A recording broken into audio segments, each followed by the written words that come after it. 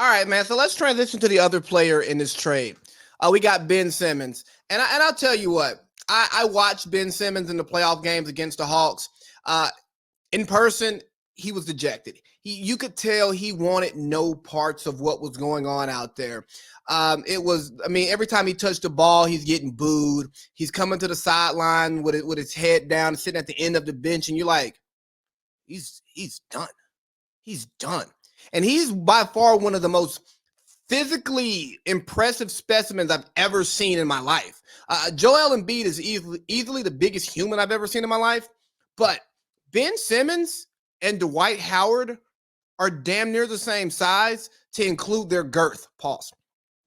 But we got Ben in Brooklyn, and I keep going to Sean first because you just got the Philly stuff, man. Y'all just ran Ben out of town. I mean, Doc shitted on him, and B shitted on him. You fans are some of the best and worst fans in sports. I know people like to call y'all some of the most passionate fans, and I'm just like, it's kind of like New York Knicks fans to a certain degree that you become so hard on your team that you kill the players, man.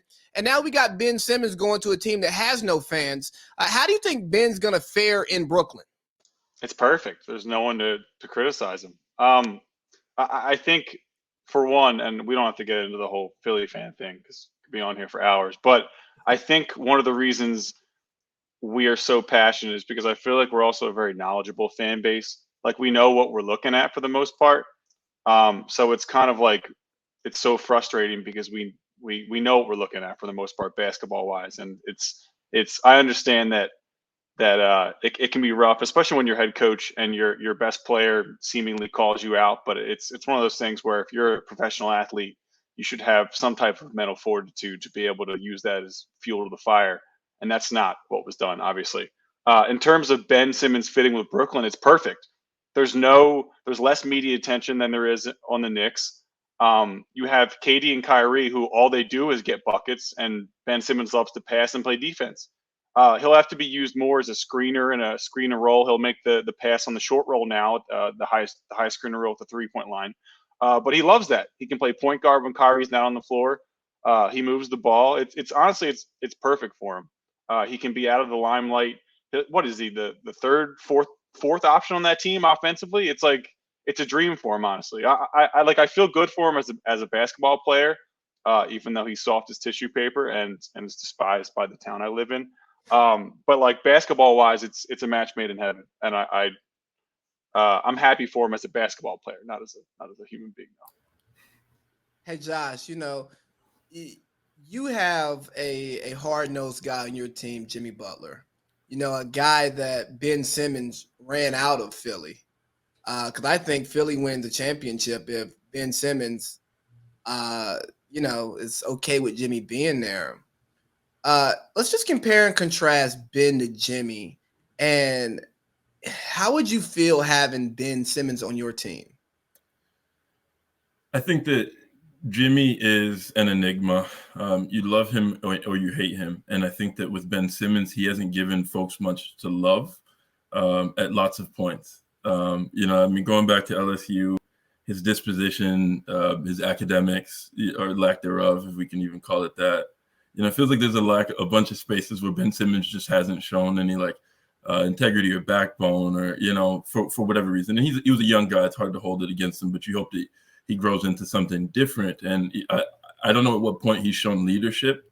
And I think that a lot of guys, that's what they're looking for in the locker room. They're looking, especially if you're going to be that big and you're going to be a guy that's commanding that much of a salary cap. Ultimately, I think that guys want to look to you for leadership. They want to look to you for good energy. They want to look to you for, having tough conversations, for holding folks accountable. And I don't know if we've ever seen that from Ben Simmons. Ultimately, he doesn't seem to hold himself or anybody else accountable. He's just there to either get paid or, whatever it is. And so I think, Sean, that we've been on the same page about a lot of things. For Ben Simmons and him in that Brooklyn offense, I can't see it working.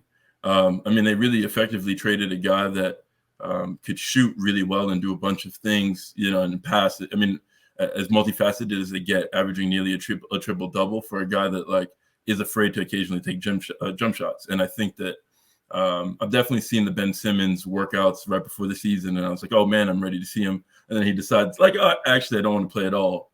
It won't be happening. And so maybe if he's, like gym session, Ben Simmons, sure, then I'll believe it. But I think ultimately they just got a guy that can't shoot. I'm surprised they didn't flip him. I was really waiting for a 3-team trade there, with maybe him getting swapped out with Westbrook. I think that I'd rather have Westbrook than Ben Simmons on my team right now. Wow. So that kind of would have been a great transition to go into LA, but I don't want to go to LA yet. But I got to give you credit for really teeing up a great transition, Josh. Anytime. But you look at Ben Simmons, man, and I'm